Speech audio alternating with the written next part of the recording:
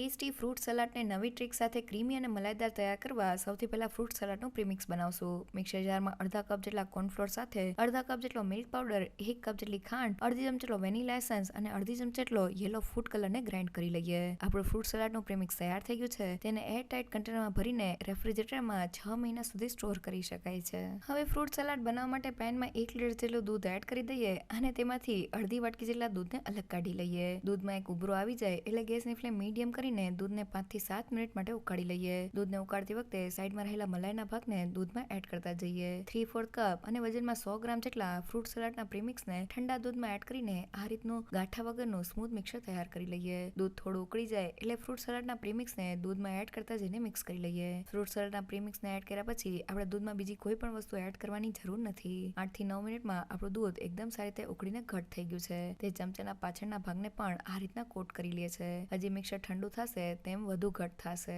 તેને બાઉલમાં કાઢી લઈએ અને તેમાં અડધી ચમચી એલચી પાવડર એડ કરીને તેને મિક્સ કરી લઈએ. અને હવે મિક્સર રૂમ ટેમ્પરેચર ઉપર આવે એટલે તેમાં 1/4 કપ જેટલી તાજા દૂધની મલાઈ એડ કરીને મિક્સ કરી લઈએ. તમે તેની જગ્યાએ ફ્રેશ ક્રીમનો ઉપયોગ પણ કરી શકો છો. હવે મિક્સરને રેફ્રિજરેટરમાં 1 કલાક માટે રહેવા દઈએ. મિક્સર ઠંડુ થઈ ગયું એટલે તેમાં થોડા સફરજનના ટુકડા, લીલી દ્રાક્ષ, કાળી દ્રાક્ષ, ચીકુ, કેળા અને દાડમના દાણા એડ કરીને મિક્સ કરી લઈએ. અને ઉપરથી થોડી બદામની કતરન અને પિસ્તાની કતરન એડ કરી દઈએ. બજાર જેવું ફ્રૂટ સલાડ તૈયાર છે.